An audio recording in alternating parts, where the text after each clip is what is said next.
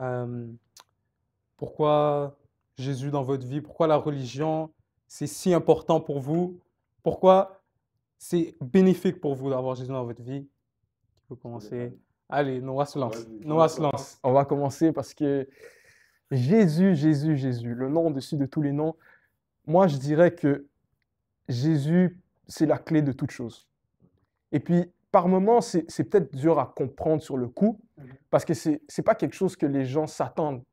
Mais quand tu comprends l'ampleur de qui est Jésus, qu'est-ce qu'il est venu faire dans la vie, qu'est-ce qu'il est venu faire dans le monde, c'est là où est-ce que tu comprends que Jésus, c'est vraiment la clé de toute chose. Puis quand j'ai vraiment commencé à avoir une relation avec lui, puis quand j'ai vraiment commencé à développer ma foi avec lui, c'est là aussi que ma vie a commencé à juste plus faire de sens. Pourquoi? Premièrement, parce que j'ai vu que parce que j'allais mieux, les autres allaient mieux autour de moi, les autres pouvaient aller mieux. Et d'un côté, je pouvais comprendre certaines choses que j'aurais jamais compris toute ma vie. Et puis je pense que c'est vraiment, je- c'est peut-être bizarre à dire ou quelque chose, mais la vie, c'est pas un jeu. La vie, tu sais, il y a beaucoup de gens, ils veulent tester des trucs, faire des choses, mais à un certain point, il faut réaliser que il y aura, tu sais, sur cette... Ça finit à un moment donné, quoi. C'est ça, je te rejoins aussi là-dessus.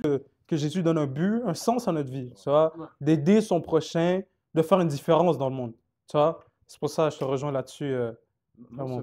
Non seulement il donne un sens, mais en fait, il est la vie en tant que telle. Parce qu'il dira lui-même, je suis le chemin, la vérité et la vie. Et la vérité, c'est que chaque être humain sur cette terre, tant qu'ils ne rencontrent, tant qu'ils n'ont pas une rencontre avec Jésus, en fait, tant qu'ils ne rencontrent pas Jésus sur leur chemin, il y a l'aspect spirituel qui est comme fermé. C'est comme si chacun vit sa vie sans nécessairement avoir un but. Oui, tu peux avoir des objectifs. Il y en a qui ne connaissent pas Jésus, mais ils ont des objectifs, ils ont des buts, ils travaillent, tout ça. Mais la vérité, c'est que une création ne peut pas vraiment atteindre son but sans connaître la volonté de son créateur. Tu vois. Et il faut que tu connaisses qui est ton créateur pour pouvoir connaître pourquoi est-ce que tu es venu sur cette terre. Tu vois. Et c'est là que Jésus, justement, il donne un sens à notre vie parce que Jésus, c'est notre créateur. Tu vois. Parce que si vous voyez un peu dans l'être humain est formé sous trois formes, corps, âme et esprit. Tu vois. Les gens ne sont pas heureux dans la vie parce qu'ils ne sont pas équilibrés dans ces trois aspects. Beaucoup de personnes vont prendre soin de leur corps, vont aller au sport, manger bien. Beaucoup de personnes vont bien dormir, tout ça, vont prendre soin de leur corps, quoi. Il y a l'âme, les gens vont faire des activités. L'âme, c'est le centre de nos émotions. Ils vont faire des activités, ils vont avoir une bonne carrière, tout ce qui est gratifiant. Ils vont ouvrir des orphelinats, ils vont faire des choses gratifiantes, tu vois. Ça va venir comme leur donner de la joie dans leur âme. Mais beaucoup de personnes oublient l'aspect de l'esprit, qui est qui est une partie à part entière de notre être aussi, tu vois. Et l'esprit, justement, en anglais, c'est spirit, c'est ce qui nous connecte au spirituel, tu vois.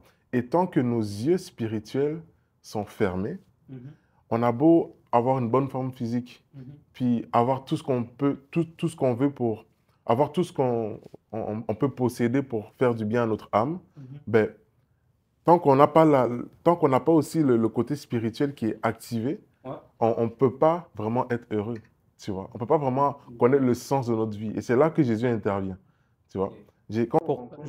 Pour être à ton apogée, vraiment, pour être vraiment, trouver le bonheur vraiment absolu, il faut être en connexion avec Jésus. Exactement. Je suis d'accord, les gars, je suis d'accord. Et puis, tu sais, il y a des gens qui, tu sais, quand ils pensent à Jésus, eux, ils pensent à l'enfant qui est né dans la crèche. Tu sais, ils pensent pas, je pense qu'il y a beaucoup de gens, ils ont une méconception, ils ont une fausse idée sur c'est qui Jésus. Parce que même moi, au début, j'avais cette méconception. Jésus, pour moi, c'était juste, ah, ok, c'est quelqu'un qui est venu pour nous prêcher que Dieu, c'est quelqu'un de bon, tout ça. Mais quand tu réalises vraiment, comme je disais tout à l'heure, l'ampleur de Jésus et qui il est réellement, c'est là où ce que tu dis, ok, Jésus, c'est pas juste le petit enfant de la crèche. Jésus, c'était le seul homme parfait sur terre. Et puis le seul, on n'en connaît pas un deuxième. Donc, juste être le seul homme parfait sur terre, ça veut dire que tu es quand même quelqu'un important. Celui qui a donné sa vie et qui a de l'amour à redonner à tous ceux qui le suivent. C'est vraiment un homme exceptionnel. C'est pas pour rien que l'humanité tout entière est divisée en deux. avant Jésus et après Jésus. Tu vois? La vérité, c'est qu'on vit dans un monde où il y a des croyants, oui, mais il y a beaucoup de personnes qui ne croient pas en Dieu aussi. Mais reste que le monde est séparé en deux, le calendrier qu'on connaît, avant Jésus-Christ, Ouais. après Jésus-Christ. Pourquoi lui et pas quelqu'un d'autre? Pourquoi lui et pas Mohamed? Pourquoi lui et pas Bouddha? Pourquoi lui et pas Constantin? Ou peu importe, Ouais. tu vois? Pourquoi est-ce que c'est lui en fait?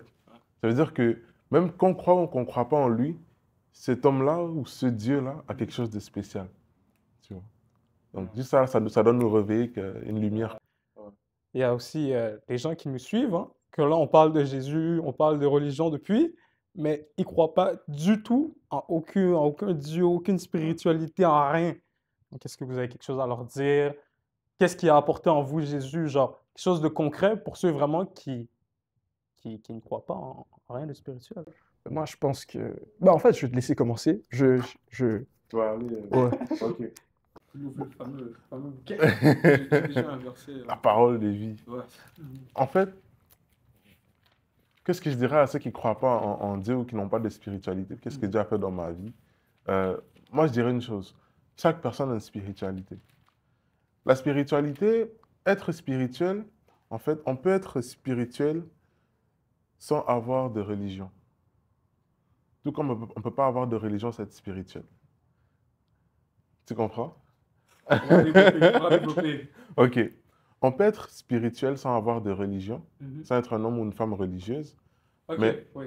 on ne peut pas avoir de religion en tant que telle sans nécessairement être spirituel. Bon. Sans notamment être spirituel. En fait, la spiritualité, ce n'est pas seulement une question de religion. Parce que si vous remarquez, par exemple en Afrique, Mhm. tu vois, par exemple, ou des fois dans des pays du tiers-monde où Mhm. on peut parler des ancêtres, on peut parler de plein de trucs mystiques, tu vois. Ouais. Ça, c'est des formes de spiritualité, Ok. tu vois. Mais, Ah. mais c'est pour ça que Jésus dira, il y a le chemin qui mène à la perdition est grand, mais étroit est le chemin qui mène à la vie parce qu'il n'y en a qu'un seul, Ouais. tu vois. Il y a beaucoup de religions, beaucoup de spiritualité, il y a juste une seule vérité, C'est ça. tu vois. Et moi, en fait, moi, j'ai rencontré Jésus. Moi, j'ai grandi dans une famille chrétienne.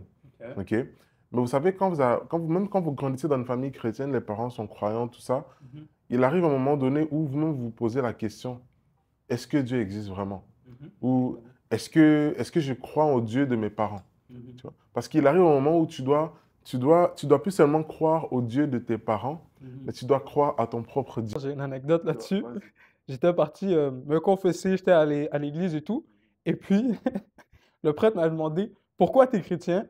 Puis j'avais eu du mal à répondre. Je m'avais gratté la tête pendant des mois, des mois, des mois. Puis je suis retourné là-bas avec ma réponse. Ah ouais? Ouais. C'était quoi ta réponse? Ah, c'est entre moi et le prêtre, là. Ah C'est ouais. pendant les confessions, c'est entre moi et le prêtre. Ok.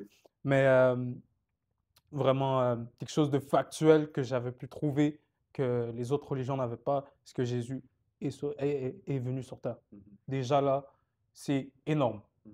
Et puis qu'il a donné sa vie par amour pour nous. Donc, son amour est inestimable. Mhm. Voilà. C'est bon. Mais pour moi, ben, comme tu sais, pour terminer un peu ce que je disais tantôt, Mhm. qu'est-ce que Jésus a fait pour moi? Moi, comme je l'ai rencontré vraiment dans ma jeunesse, tu sais, quand je me suis posé la question, ben, vraiment, est-ce que je crois au Dieu de mes parents ou est-ce que je crois à mon propre Dieu? Est-ce que Jésus est vraiment vrai?